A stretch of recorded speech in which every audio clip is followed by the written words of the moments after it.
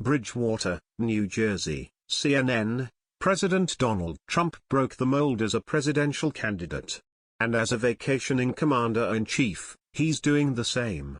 Trump is in the middle of a 17-day vacation, fleeing the humid confines of Washington as the White House undergoes extensive renovations to play golf, meet with friends and air his grievances on Twitter, all within the limits of his sprawling golf club in suburban New Jersey. But don't call it a vacation, say White House aides. Trump is talking to aides and receiving regular briefings even as he temporarily resides 170 miles north of the White House, they said. This is not a vacation. Meetings and calls, Trump tweeted as his vacation got underway. Working in Bedminster, New Jersey, as long-planned construction is being done at the White House. This is not a vacation.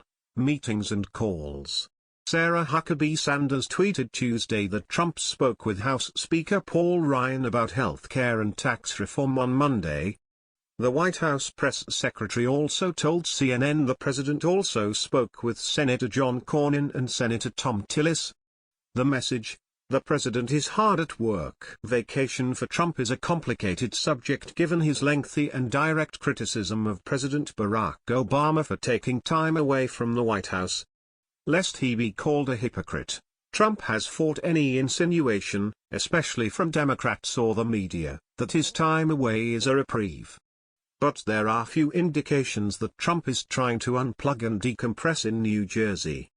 He is still lashing out at his opponents, still receiving his presidential daily briefing and still holding meetings with cabinet secretaries. But videos on social media have also shown the president golfing at his private club, and many of his closest aides, including his family members, have joined him in New Jersey. Longtime Trump friends say Trump rarely, if ever, fully unplugs. For years, the then real estate magnate worked in the same building where he lived, and would often take his work with him up the elevator from his office to his penthouse apartment at Trump Tower. Those habits, said one friend, have followed him into the White House, where Trump is often near a television with news on and always eager to tweet out a message. "I've got bad news for the coup plotters," a friend joked. President Trump never unplugs.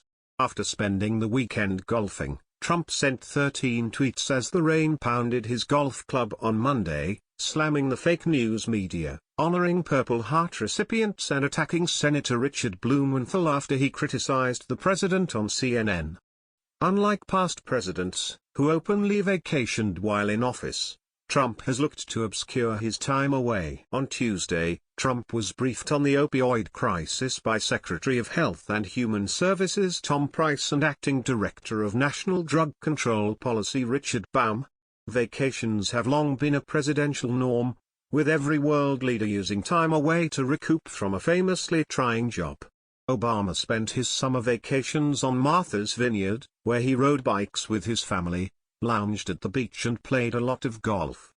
The White House made a habit of releasing the titles of the books he brought with him, usually a mix of thick biographies and literary fiction. Last year he read The Girl on the Train a few months before the film adaptation hit theaters. President George W. Bush also read on his summer vacations, and his aides revealed the titles to reporters who traveled with him to the scrubland around his Crawford, Texas, ranch. In the dusty August days of 2005, Bush tackled volumes about Alexander II, the history of plague, and the history of salt. The White House did not respond to a request for Trump's summer reading list, though he's declared before that he simply does not have time to pick up a book, despite loving to read.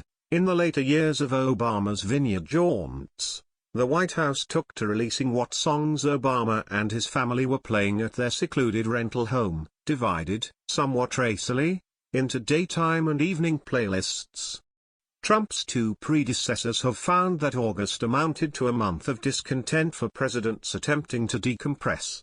Even as most Americans tune out news from Washington amid their own family vacations and back-to-school preparations, global crises and domestic disputes have tended to flare. Presidential responses have sometimes appeared lackluster, and received widespread criticism.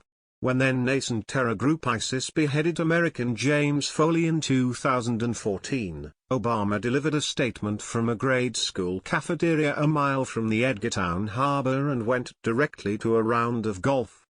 Bush had been vacationing in Crawford for almost a month when Hurricane Katrina collided with the Gulf Coast in 2005. He remained in Texas for 2 days before returning to Washington to triage a botched federal response. This year, Trump's aides have made known that Trump is closely monitoring the tense situation in North Korea. They said he spoke for an hour Monday with his Secretary of State Rex Tillerson, who is attending a summit of Asian leaders in the Philippines.